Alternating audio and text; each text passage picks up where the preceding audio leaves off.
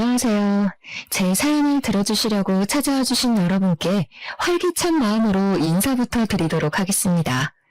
저는 지금 막장 같은 인생을 청산하고 새 출발을 하기 위해 마음을 다잡고 사는 아직 40이 되지 않은 신세대 여성입니다.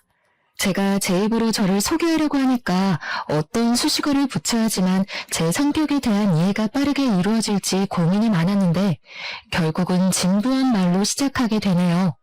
여러분들은 살면서 얼마만큼의 인내심을 가지고 버티십니까? 저는 인내심이 무척이나 부족한 사람이라 생각하며 살았는데 그건 완벽한 제 오해였습니다.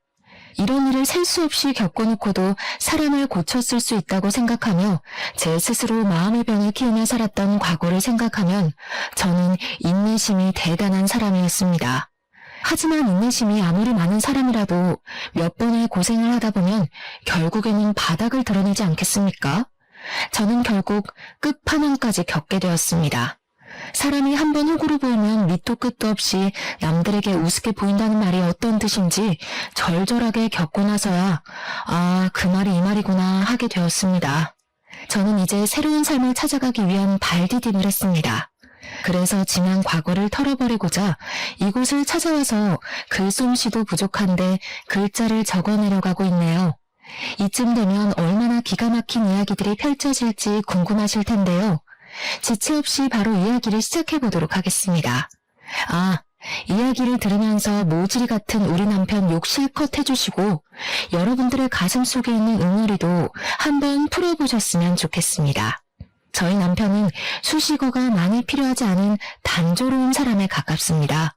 아니, 우리 남편을 한마디로 표현할 수 있는 단어가 세상에 존재하기 때문에 그럴 수도 있겠습니다. 우리 남편은 정말 어마어마한 호구 중의 호구, 왕호구입니다.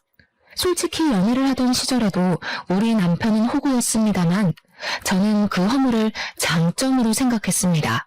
아니, 그때는 그냥 몰랐던 거죠. 호구가 얼마나 큰 단점인지에 대해 전혀 몰랐기에 남편이 그저 순수한 사람이라고만 생각해서 사랑하게 되었고 연애를 하게 되었습니다. 그때 그 시절로 돌아갈 수 있다면 옆에서 정말 말려주고 싶네요. 호구는 절대 만나면 안 된다고. 제 속이 문드러져서 썩을 거라고 말입니다. 제 남편은 말입니다. 그냥 거절이라는 것을 잘 못하고 바보 같고 남들에게 뒤통수나 맞는 그런 모자란 사람이었던 것이었습니다. 회사에서도 혼자 모든 장일을 떠안아서 야근을 하는 그런 멍청이요. 왜 그런 짓을 하냐고요? 거절을 못하니까.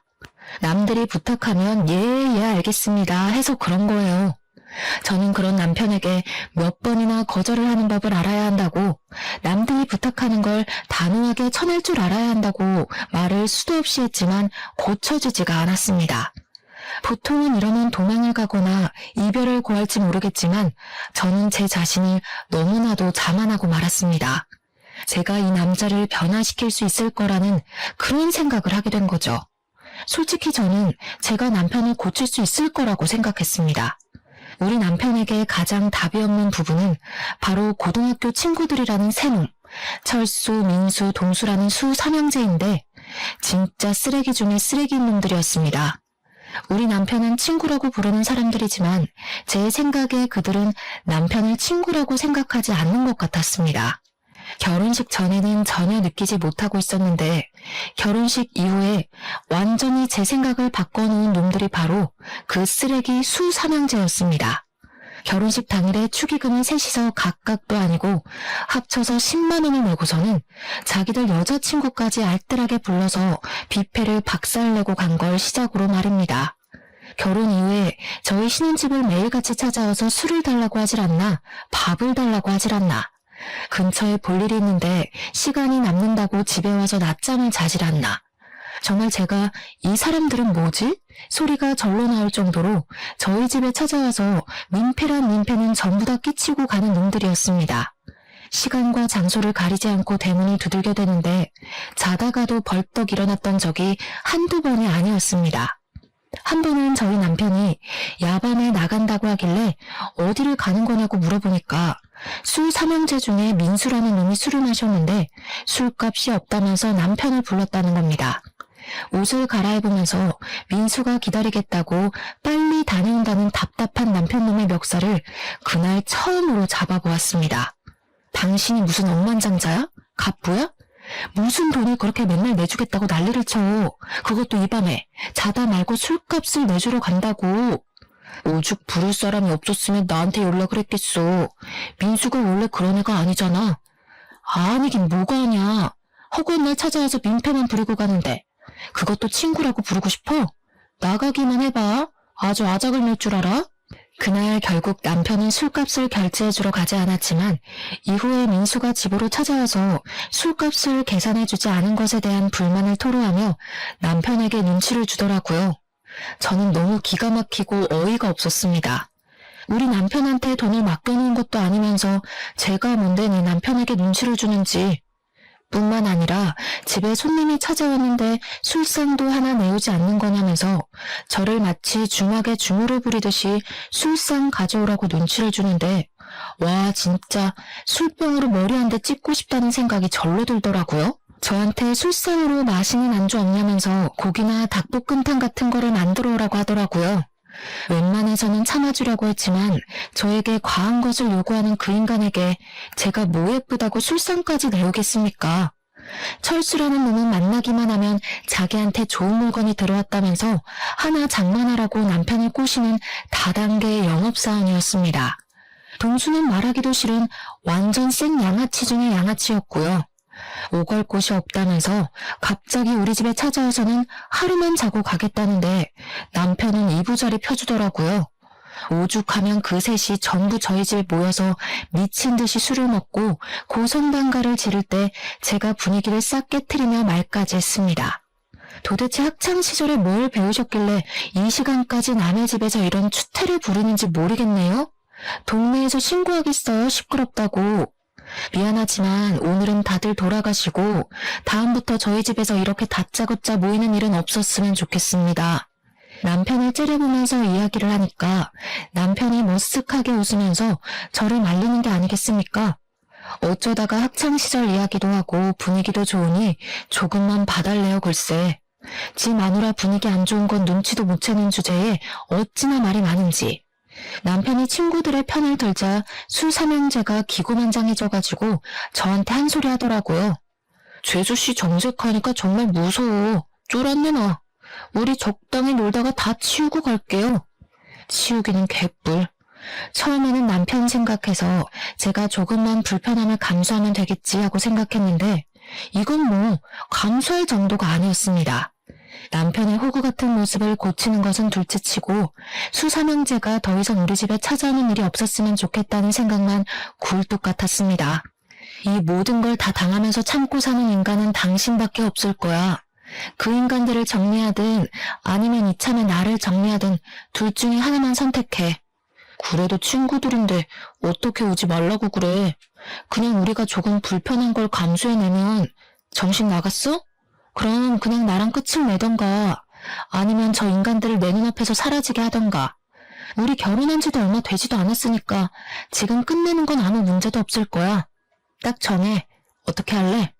제가 진지하게 갈라선다는 말까지 뱉어내자 남편은 화들짝 놀라면서 앞으로 수삼형제를 집안에 들이지 않겠다고 저와 약속을 하게 되었습니다. 그 말이 제대로 먹힌 건지 뭔지 그래도 꼴에 친구랍시고 이혼하는 건 맞고 싶었는지 그 뒤로 수삼형제가 집에 방문하는 일은 사라지게 되었습니다. 뭐 밖에서 만나서 노는 거야 그냥 그러려니 하고 지낼 수 있었죠. 집에 오지 않는 것만으로도 살 것 같다는 느낌을 받게 되었거든요. 그런데 밖에서 만나니까 또 다른 문제들이 하나둘 눈에 보이기 시작하더라고요. 남편의 카드값이 심상치 않게 나오는 것이 아니겠습니까? 한 번 호구는 영원한 호구라고 했던가요? 딱 보아하니까 술값을 모조리 남편이 계산하고 있는 것 같았습니다. 도대체 그 나이를 먹도록 변변찮은 인간들을 뭐가 좋다고 만나는 건지, 저는 남편이 정말 그 친구들을 믿고 의지하는 건지 아니면 억지로 만나는 건지 헷갈리기까지 했습니다. 카드값이 제가 허용할 수 있는 기준치를 벗어나게 되자 저는 답답한 마음에 남편에게 수삼형제의 흉을 보기 시작했습니다. 네 친구들은 돈이 없냐? 맨날 당신이 술값 계산하는 것 같은데 그게 맞아? 그러니 남편이 진짜로 수삼형제가 돈이 없다고 우물쭈물하면서 말을 하더라고요. 그런데 저희 아버지께서 공장을 하나 운영을 하고 계셨거든요. 남편이 저에게 은근슬쩍 친한 척을 하면서 동수놈이 취직이 안 된다고 저희 아버지 공장에 취직을 좀 시켜주면 안 되냐는 식으로 물어보더라고요. 저희 아버지 공장이 전문성을 띠고 있는 업종이기도 하고 자격증이 있어야지만 일을 할 수 있는 곳이기도 하고요. 그리고 청렴결백으로 운영을 해오신 분이세요. 저희 친정아버지야말로 존경받는 기업인으로 추대받아 마땅한 분이신데 그런 아버지께 취업 청탁을 그것도 할 줄 아는 게 없는 동수놈을 말입니다. 저는 남편을 아주 하찮게 바라보면서 우리 아버지 공장은 그렇게 청탁을 해서 들어올 수 있는 곳이 아니라고 딱 잘라서 거절을 했습니다. 어떡하지? 이미 말을 해본다고 했는데. 장인어른 공장이라서 취업 걱정 안 해도 된다고 큰소리 떵떵 쳤는데 장인어른한테 부탁 딱 한 번만 드려보면 안 되냐? 그래도 내 친구인데 해주시지 않을까? 우리 아빠 공장인데 왜 당신이 큰소리를 떵떵 쳐서 이사다를 만들어? 절대 안 되니까 그런 줄 알아. 그 뒤로 동수놈은 우리 집에 일부러 찾아와서 저 보라는 듯이 남편에게 눈치를 주는 말을 서슴지 않게 뱉더라고요. 제가 공장 취업은 절대 안 된다고 못을 박은 이야기를 동수놈에게 전달을 한 건지 뭔지 눈에 훤히 보이는 수틀림에 어이가 없어서 웃음까지 나오더라고요. 동수놈은 제가 아무런 반응이 없자 일부러 더 남편에게 비꼬아대면서 이야기를 하기 시작했습니다. 내가 말이야, 너도 알다시피 공부는 못했어도 일은 되게 잘하는 편인데 단순 노동 같은 거 말이야. 감시 같은 것도 잘하고 사실 공장 같은 데서 하는 일이라고 해봐야 단순 노동 정도 아닌가? 요즘은 뭐 로봇도 다 한다며. 그러자 옆에서 철수와 민수까지도 맞장구를 쳐주면서 은근슬쩍 저희 친정아버지 공장 이야기를 꺼내면서 제 눈치를 살펴보는 게 아니겠습니까? 그러고 보니까 제주시내 친정이 무슨 공장한다고 그러지 않았었나? 네, 맞아요. 저희 친정아버지께서 공장 운영하시죠. 근데 요즘 일하겠다는 경력자들이 한둘이 아니더라고요. 아버지께서도 인력이 넘쳐서 곤란하다고 하시는데, 제가 우리 공장에서 일을 할 수 없다는 뉘앙스를 팍팍 풍긴 이후로 남편은 저에게 엄청나게 서운하다는 식으로 그때 이야기를 꺼냈습니다. 본인이 정말 고등학교 시절부터 친하게 지내고 믿고 의지하는 친구인데도 불구하고 아무런 도움을 줄 수 없다는 게 분하다고 말입니다. 절친이 힘들 때일수록 도와주고 해야 하는 거 아니냐고, 그래야 나중에 자기도 뭐 도움을 받을 수 있는 거야 하면서 구시렁거리는데 참새가 짹짹대는 줄 알았습니다. 제가 그냥 별다른 말하는 것도 우스워질 것 같아서 아무 소리 하지 않고 일관되게 남편을 무시하고 있었는데 남편은 계속 멈추지 않았습니다. 아니, 무슨 불만은 자기 혼자만 가지고 있겠습니까? 당연히 저도 불만이 넘치니까 남편을 붙잡고 결국에는 화를 냈습니다. 도대체 고등학교 친구들이라고 하던데 친구가 맞긴 맞아?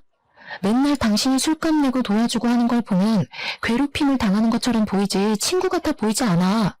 당신 혼자만 친구라고 생각하는 거 아니냐고.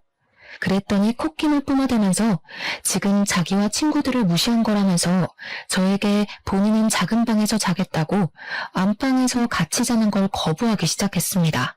저는 각방 선언을 하는 남편에게 어이가 없어서 그래, 그럼 그냥 각방 쓰자 하고 선언을 했습니다. 각방을 쓰게 된 지 6개월이 지나자 남편과 제 사이에서의 대화는 점점 사라지게 되었고 시댁에서는 저에게 왜 아이가 들어서지 않는지에 대해 궁금해하기 시작했습니다. 제가 굳이 남편이 각방을 쓰자고 한 것에 대해 변명을 해주고 숨겨야 할 필요가 있겠습니까? 그냥 시모에게 말을 해버렸습니다. 남편이 각방을 쓰자고 해서 지금 따로 자고 있다고 하니까 남편이 화들짝 놀라면서 저를 있는 힘껏 째려보는 게 아니겠습니까? 도대체 자기가 그렇게 째려보면 뭐 어쩐다고 무섭기라도 할 줄 알고 그러는 건지. 각방을 쓴다니 그게 무슨 말이야? 너네 싸웠니? 저는 이때다 싶어서 그동안 남편이 호구짓을 하고 다닌 것과 저에게 동수의 공장 취업 청탁을 한 짓에 대해 낱낱이 고했습니다. 그랬더니 시모가 갑자기 남편의 등짝을 사정없이 때리면서 곡소리를 내는 것이 아니겠습니까? 너 아직도 그 날라리 놈들한테 꼼짝도 못하고 그러고 살고 있는 거야? 부탁할 게 따로 있지 취업 청탁을 부탁하고 그래. 걔네가 너 고등학교 때 얼마나 괴롭혔니 너를. 내가 속이 상해서 아이고 우리 며느리 볼 낯이 안 선다 내가. 그러면서 시모가 제 손을 잡고 남편이 고등학교 때 그 수삼형제에게 얼마나 당하고 살았었는지에 대해 하나하나 말을 해주시는 게 아니겠습니까? 남편이 쪽이 팔린 건지 시모에게 그만하라고 소리를 치는데 저는 사건의 모든 것이 궁금해서 시모에게 계속 이야기를 해달라고 했고 상상을 초월하는 이야기를 전해 들었습니다. 그러니까 소위 요즘 말하는 학교 폭력에 관한 이야기들처럼 남편이 수삼형제에게 고등학교를 다니는 내내 괴롭힘을 당하면서 살았다는 것이었습니다. 성인이 된 이후에 우연히 만나게 되었는데 남편한테 잘해주니까 남편이 또 홀라당 넘어가서는 그놈들이랑 어울려 지낸다는 겁니다. 진짜 시모의 속마음이 얼마나 터져나갈지 100% 공감이 가는데 우리 남편은 팔푼이 같은 모습을 하면서도 자기 가족들에게만 자존심을 세우고 있었던 거죠. 사람이 허세가 있는 건 좋은 것이 아니지만 너무 없는 것도 사실 별로지 않겠습니까? 저는 남편에게 정이 팍팍 떨어지고 있었습니다. 시모는 제 손을 잡으면서 아무리 그래도 이미 결혼을 한 사이고 가족이니까 허물을 덮을 줄도 알아야 한다며 결국에는 남편의 편을 들어주더라고요. 각방 쓰는 걸 멈추고 부부 사이가 좋아지려면 아이를 하루빨리 가지는 것도 방법이라고 하면서 저를 설득하기 시작했습니다. 하지만 이미 저희 부부 두 사람 사이에는 돌이킬 수 없는 골이 존재하고 있었는데 그렇게 쉽게 모든 것이 해결되겠습니까? 그러던 남편이 어느 날 갑자기 저와 상의도 없이 갑자기 직장을 이직하겠다는 허튼 소리를 짓거리더라고요. 제가 어이가 없어서 남편에게 그게 무슨 말도 안 되는 소리냐, 지금 다니는 직장이 탄탄한데 굳이 다른 직장으로 이직을 해야 할 이유가 있냐고 말렸습니다. 그랬더니 이직을 하려는 회사가 미래 전망이 좋은 회사고 자기에게 승진도 보장이 되어 있다고 말을 하는 게 아니겠습니까? 세상에 어느 회사가 승진을 보장해준다는 건지 말이 안 된다고 생각해서 지금 다니는 회사나 잘 다니라고 했더니 자기가 하고 싶은 대로 하면서 살고 싶다는 겁니다. 아니, 제 맘대로 살고 싶으면 도대체 저랑 왜 결혼을 했는지, 저는 남편과 결국 서로를 가족이라고 생각을 하는 게 맞냐면서 대판 싸우기 시작했습니다. 제 말에 딱히 반박도 못하고 씩씩거리던 남편은 본때를 보여주겠다더니 정말 회사를 그만두고 이직을 해버렸습니다. 말도 안 되는 화장품 회사로 말입니다. 우리 남편은 스킨 로션도 구별을 못하는 사람인데 무슨 화장품 회사를 다닌다는 말입니까? 제가 어이가 없어서 그 화장품이 어떤 화장품인지는 알고 싶은 마음에 브랜드나 회사 이름을 말해보라고 했더니 절대로 말을 안 해주더라고요. 그냥 유명한 곳이다 라고만 하면서 비밀로 하길래 왜 비밀로 하냐고 닥달을 했더니 어차피 응원도 안 해줄 건데 싸우기 싫다면서 말하기를 거부했습니다. 그러더니 맨날 무슨 영업이다 회식이다 하면서 집에도 늦게 들어오고 술만 매일같이 마시고 난리도 아닌 겁니다. 거기다가 더 짜증이 나는 건 뭐냐면 이직을 한 이후에 생활비를 가져오지 않는 겁니다. 저희가 맞벌이 부부이다 보니까 생활비를 반반씩 각출해서 내고 있는데 자꾸 이번 달에 돈이 없네, 월급이 줄었네 하면서 돈을 덜 내거나 아예 안 가져오는 겁니다. 제가 어이가 없어서 더 이상은 이 작태를 참아줄 수 없다고 생각을 하게 됐죠. 다니는 회사에 대해 똑바로 말을 하라고 하면서 제대로 면접이나 보고 들어간 건 맞냐고 물었습니다. 남편이 우물쭈물하길래 회사에 전화 걸어서 월급 가져오라고 난리를 치기 전에 당장 말하라고 했더니 그제야 이실직고를 하더라고요. 철수가 소개해준 회사라고 하는데 순간 머리가 핑 도는 느낌을 받게 되었습니다. 철수라는 놈은 다단계를 하는 놈이었거든요. 한마디로 평생 안정적인 봉급을 받으며 정년까지 지낼 수 있는 회사를 그만두고 다단계 회사에 들어가서 물건을 팔고 있었던 것입니다. 당신 진짜 생각이라는 게 없어? 제정신이야? 왜 다단계를 하고 난리야? 그게 돈이나 벌리겠어? 정신 나간 짓이라고. 철수가 한 달에 얼마를 버는지 알아? 나도 철수처럼 다이아몬드 등급에만 들어서면 몇 천만 원 버는 건 아주 껌이라고. 그때 돼서 돈 달라고 빌지나 마. 진짜 이놈이랑 어떻게 더 같이 살아야 하나 막막했는데 더 막막한 것은 집에 가져다 준 그 생활비 몇 푼도 철수한테 빌려서 저에게 준 돈이었다는 겁니다. 다단계 구조상 고정급이라는 게 없이 물건을 판매한 만큼 수익이 떨어지는데 이 인간이 스킨모션조차 구별을 못하는데 화장품을 어디서 누구에게 팔겠습니까? 그러니까 철수한테 어쩔 수 없이 돈을 빌려서 저에게 생활비를 주고 있었던 것입니다. 철수가 저에게 돈 갚으라고 하면서 연락이와 모든 것을 알게 된 것입니다. 저는 그런 철수에게 엄청나게 따져 물었죠. 지금 누구를 꼬셔다가 다단계에 집어넣고는 큰 소리를 치고 있는 거냐고요. 당연히 여기서 끝이었다면 참으로 좋았을 텐데 우리 남편은 친정에 연락을 해서 친정 부모님을 비롯해 저희 친척들에게까지 화장품을 팔아치웠더라고요. 그렇게 푼돈을 벌어서 대부분은 남편 상의자로 있는 철수에게 이익이 다 들어가고 그러면 철수는 인심 쓰듯 남편에게 돈을 빌려주고 저에게 갚으라고 한 거고요. 계속 메비우스의 띠처럼 돌아가고 있었던 것입니다. 당연히 저는 이혼을 해야겠다고 결심까지 하게 되었습니다. 상품이 구려도 엄청 구린 건지 우리 부모님부터 친척들까지 이 상품을 못 쓰겠다고 환불을 해달라는 지경까지 가더라고요. 남편은 뻔뻔하게 해결할 생각도 없는지 개봉해서 환불이 안 된다는 말만 하고 있었습니다. 저한테 제 친구들은 화장품 많이 쓰지 않냐고 친구들 소개 좀 시켜달라는 소리까지 해대는데 정이 떨어지니까 아주 꼴도 보기 싫어지더라고요. 결국 물건을 제대로 팔지도 못하고 빚만 잔뜩 떠안게 된 남편은 3개월 만에 다단계를 때려치우고 완벽한 백수로 돌아오게 되었습니다. 차라리 집에서 허튼 짓 안 하고 직장이나 알아보는 게 낫겠다 싶을 정도였죠. 그런데 이 남편놈이 이번에는 무슨 자격증을 따고 싶다면서 공부를 하겠다는 게 아니겠습니까? 요즘은 자격증 시대라면서 잘하는 게 있어야 취직도 잘하고 돈도 많이 벌 수 있는 거라고 공부를 하겠다는데 웬일로 바른 말을 하나 싶었습니다.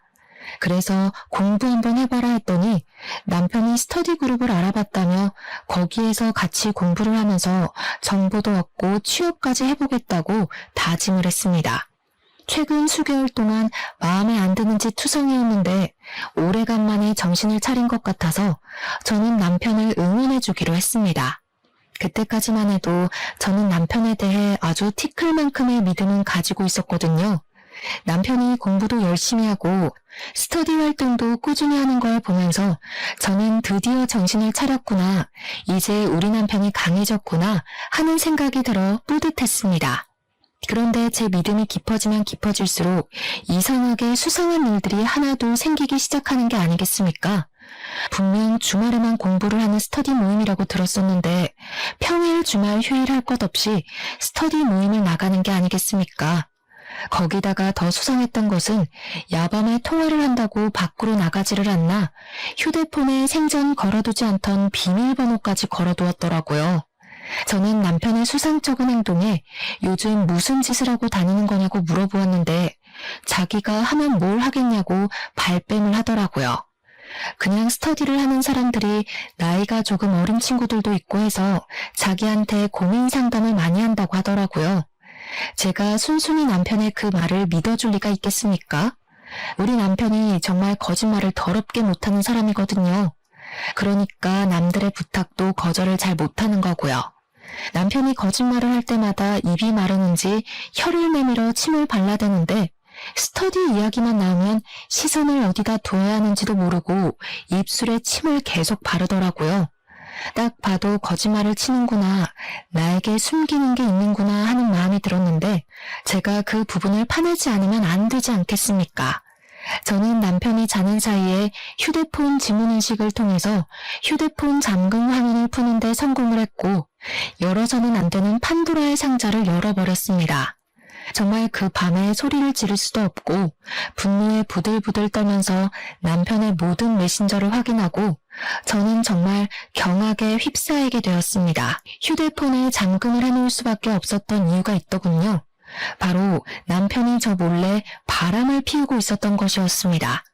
알고 보니 스터디에 간다던 남편은 아예 스터디 활동이라는 것을 시작한 적도 없었고 웬 처음 보는 단톡방에 들어가서 다른 여자와 바람을 피우고 있었던 겁니다.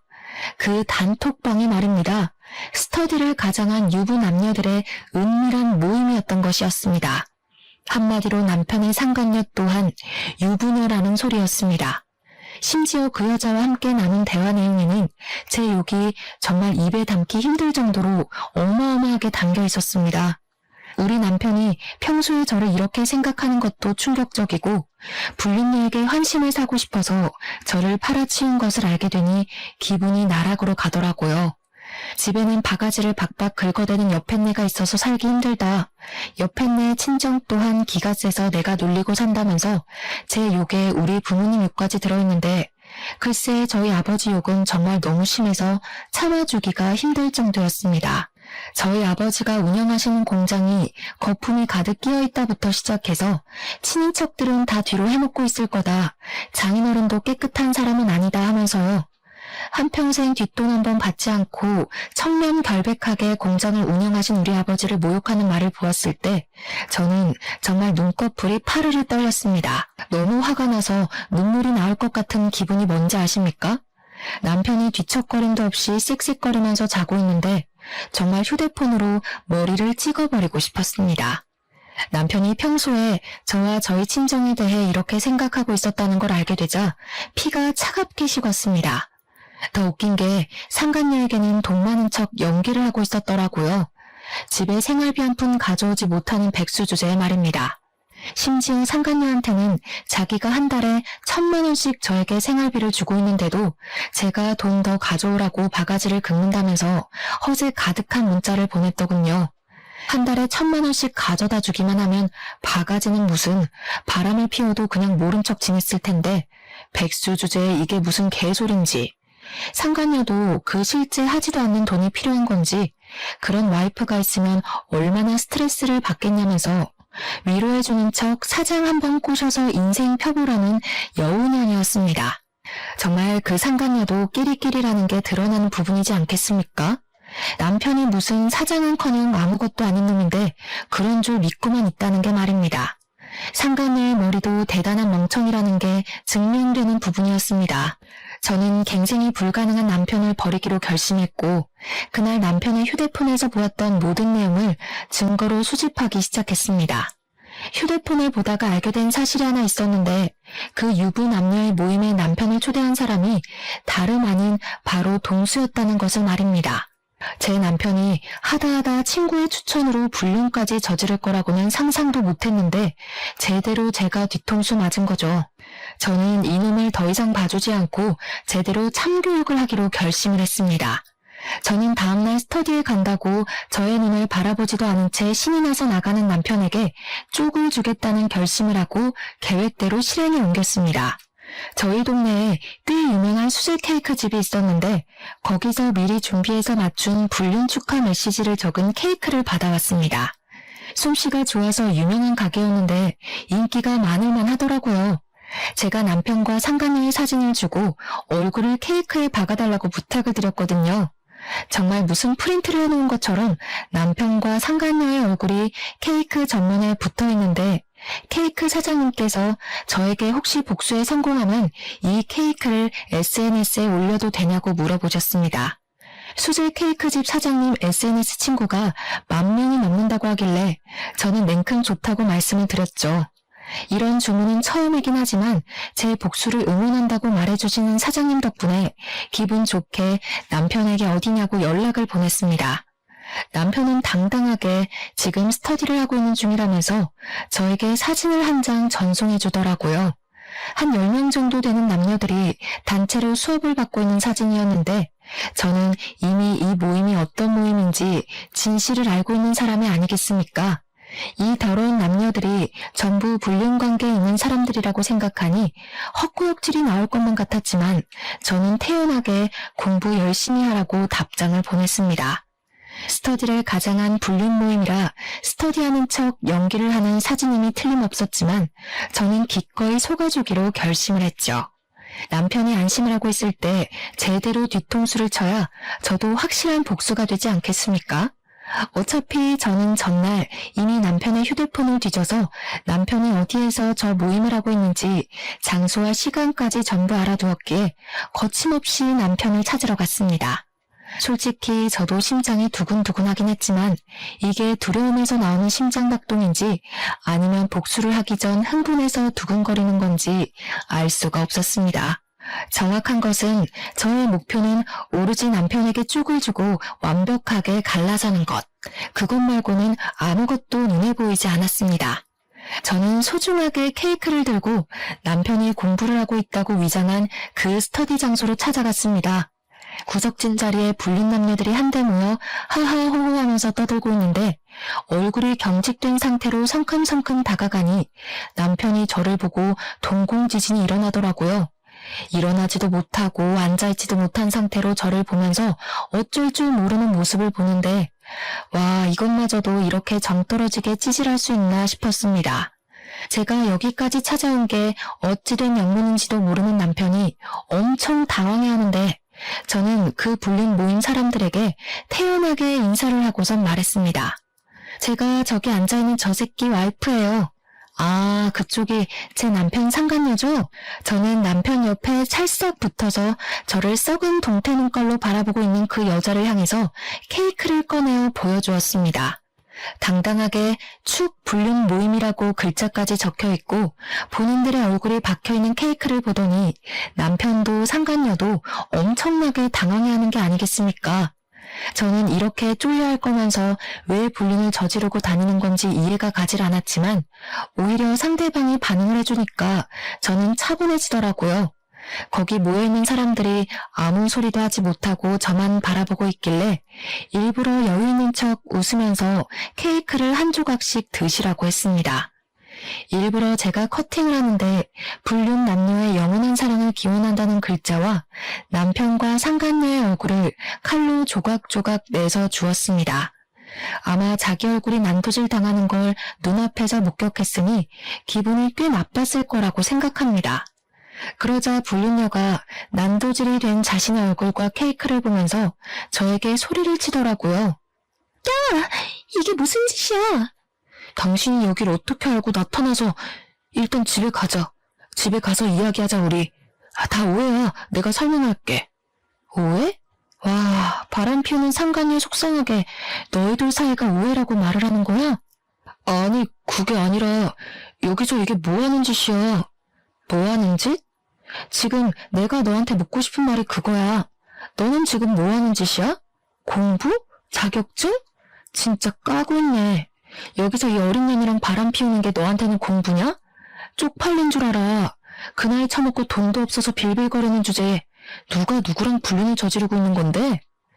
그러고는 너무 열이 받아서 얼굴을 조각조각 낸 케이크를 냅다 남편의 얼굴에 던져버렸습니다. 제가 워낙 불륜이라는 말을 큰 소리로 뱉기도 했고 케이크까지 던지니까 카페에 있던 사람들이 순식간에 조용해지고 다들 제가 있는 테이블을 바라보고 있었습니다. 거기 있던 사람들이 전부 불륜 모임이라고 하지 않았겠습니까? 혹시라도 사진이라도 찍힐까봐 다들 얼굴을 은근슬쩍 가리는데 참 찌질하더라고요. 순간 상간녀가 황급히 자리를 박차고 나가려는데 제가 순순히 곱게 보내주면 성을 갈아야 하지 않겠습니까? 바로 머리끄덩이를 잡아챘습니다. 여기 있는 놈들 다 유부녀 유부남인 거 내가 모를 줄 알아? 야, 너도 유부녀잖아. 너네 남편 어디 있어? 네 남편도 너 이 짓거리 하는 거 알아? 이 남자가 네 인생 책임져 줄 것 같지?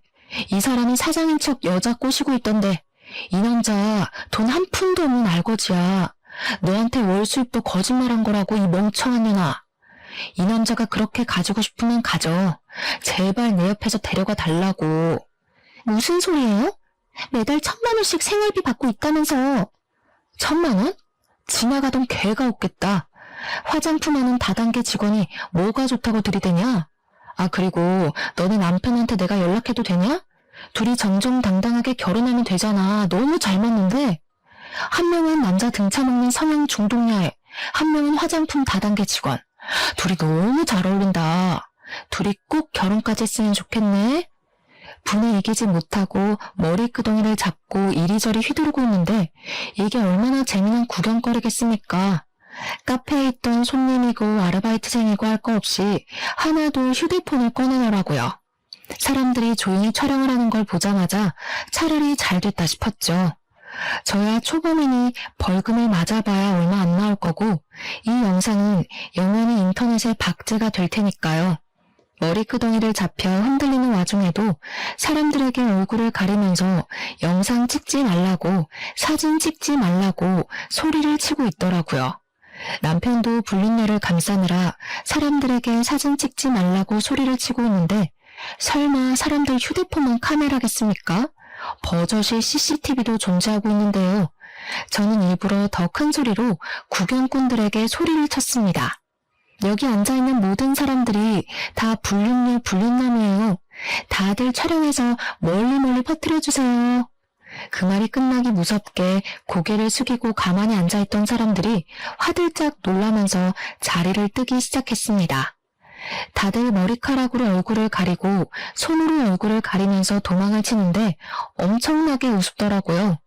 그날 남편을 데리고 집으로 돌아왔는데 이 미친놈이 정신을 못 차린 건지 저에게 씩씩거리면서 어떻게 이런 쪽팔림을 줄 수 있냐고 하더라고요. 저는 생크림이 그대로 묻어있는 남편의 뺨을 2번이나 세게 때리고는 지금 누가 누구한테 쪽팔림을 준 건지 아냐고 따져 물었습니다. 나 너처럼 드세고 귀여운 맛이 없는 여자랑은 더 이상 못 살겠어. 지금 누가 누구한테 할 소리를 해. 나도 너랑 살고 싶은 줄 아니? 이혼해. 남편이 그 길로 짐을 싸서 시댁으로 갔는데 시모가 저를 시댁으로 부르는 것이 아니겠습니까? 제가 뭐 피할 이유가 있나요? 시댁에 갔더니 남편을 왜 쫓아냈냐고, 무슨 일이냐고 걱정스럽게 물어보시는데 보아하니 자기가 지은 죄가 있어서 말을 못한 것 같더라고요. 시모가 저에게 무슨 일이냐고 물어보는데 남편이 식겁을 해가지고 굳이 여기까지 왜 불렀냐고, 너는 오란다고 오냐고 화를 버럭 내더라고요. 저는 막 웃었죠. 남편이 불륜녀와 저지른 불륜의 증거들을 싹 프린트해뒀었는데 이때다 싶어서 시부모님 손에 딱 쥐어드렸습니다. 시모가 한참을 그 프린트물을 보더니 바들바들 떨면서 남편을 향해 소리를 치셨습니다. 네 놈이 드디어 정신 나갔구나. 바람을 피웠어? 아니, 그거 다 오해라니까. 엄마는 내 편 들어줘야지. 편들기는 개뿔. 아주 당당하게 만나고 있던데요. 둘이 무슨 공부하는 걸 빌미 삼아서 연애질을 하고 있더라고요. 그 모임도 공부 모임이 아니라 불륜하는 인간들끼리 만든 모임이었고요. 제가 오늘 카페에서 축을 줬으니까 아마 인터넷에 올라오지 않을까 싶은데 휴대폰으로 확인해 보세요. 그랬더니 시부모도 남편도 휴대폰을 열더니 이것저것 검색을 하는 게 아니겠습니까? 아, 어머님, 그리고 제가 말씀드렸죠? 그 3명이 남편 인생 망하게 만들 거라고요. 여기 불륜 모임을 누가 소개해준 줄 아세요? 동수가 초대했어요. 동수가 아주 친구 인생 제대로 망치고 싶었는지 바람 피우라고 등 떠민 거라니까요. 그러게 제가 그 3명이랑 멀리하라고 할 때 남편 정신 차리고 영 끊으면 이런 일까진 안 일어났겠다. 그렇죠? 하여튼 저는 이혼의 소송까지 모조리 할 준비가 되어 있으니까 그렇게들 하세요. 그 말을 끝으로 시댁에서 미련 없이 나왔는데 등 뒤에서 시모가 막 물건을 집어던지면서 남편에게 화를 내는 소리가 나더라고요. 예전에 시모가 젊었을 때 시모 몰래 바람을 피웠던 적이 있었는데 시모가 그 뒤로 바람 피우는 놈이라고 하면 아주 기겁을 하고 싫어했다더라고요. 그래서 시모가 큰 소리를 내면서 남편에게 자기 아비한테 배운 게 그거밖에 없냐고 나가 죽으라고 남편을 향해 발길질을 하고 계시더라고요. 궁금해서 뒤를 슬쩍 돌아보니까 남편이 시모 다리에 매달려서 빌고 있는데 어찌나 궁상맞던지 3주 정도의 시간이 흐르고 난 뒤 대충 정리할 거 다 정리해서 협의 이혼을 하기로 한 날 남편과 마주하게 됐는데 남편 몰골이 말이 아니더라고요. 살도 쪽 빠져가지고 얼굴이 정말 죽을 상이 되어서는 저를 보자마자 눈물을 줄줄 흘리는 게 아니겠습니까? 갑자기 제 발 앞에 무릎을 꿇으면서 자기가 잘못했다고 이혼 안 하면 안 되냐고 하는데 뭘 잘못 처먹었나 싶었습니다. 저는 날은 그놈의 사정이 궁금해서 무슨 일이냐고 물어보았습니다. 철수한테 내용 증명이 도착하는 바람에 우리 부모님이 빚이 있다는 사실까지 알아버렸어. 엄마가 나를 얼마나 팼는지 오갈 곳도 없고 집에서는 하루 종일 눈치만 보이고 취직도 안 되고 돈 벌어서 알아서 갚으라고 해서 나 지금 막노동 뛰고 있어.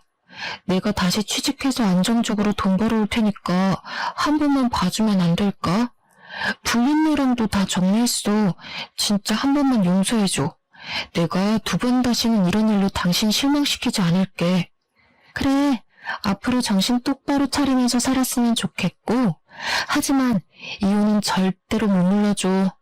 법원 앞에서 엉엉 소리를 내면서 울고불고 하는데 법원을 지나가는 사람마다 남편 꼴을 보고 혀를 끌끌 차더라고요.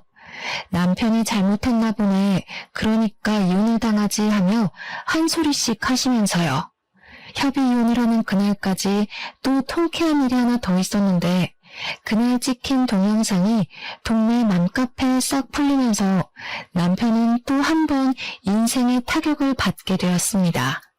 정말 각종 커뮤니티 사이트마다 케이크 불륜남으로 박제가 되면서 길 가다가 사람들이 알아볼까봐 고개도 숙이고 다니고 완전 페인처럼 산다고 하더라고요. 시부모는 저에게 미안하다고 장문의 메시지를 보내시곤 했지만 저는 그냥 읽고 씹어버렸습니다. 사람들은 말입니다. 자기 분수에 맞게 어울려 살아야 한다고 생각을 합니다. 그리고 친구 따라 강남 간다는 말처럼 친구도 제대로 골라서 사귀어야 하고요. 그냥 한순간의 실수로 바람만 피웠으면 저에게나 나쁜 놈이지 않겠습니까? 도대체 다단계는 왜 해가지고 이도 저도 아닌 놈이 되는지 모르겠습니다. 저는 이혼을 한 이후에 아주 행복한 솔로 라이프를 즐기면서 살고 있는 중이랍니다. 아직 제 나이가 40도 되지 않았으니까요. 이 남자 저 남자 만날 남자 하나 없겠냐 하는 마음을 먹고 편하게 살고 있는 중입니다. 전 남편이랑 살던 집 정리해서 나온 돈으로 혼자 살만한 푸름을 얻었고요. 위자료까지 싹 받아 챙긴 돈으로 노후 자금을 마련해두니 너무나도 편하더라고요. 이래서 잘릴까 당장 생활비 부족할까 신경을 안 써도 되고요. 오죽하면 늘 명치가 답답하고 아팠었는데 싹 내려갔지 뭐예요? 생각을 해봤는데 굳이 안 될 것 같은 놈 질질 끌고 갈 필요가 없더라고요. 제 인생 당당하게 저 혼자 즐겨보려고 노력하며 남은 인생 누구보다 멋들어지게 살겠습니다. 감사합니다.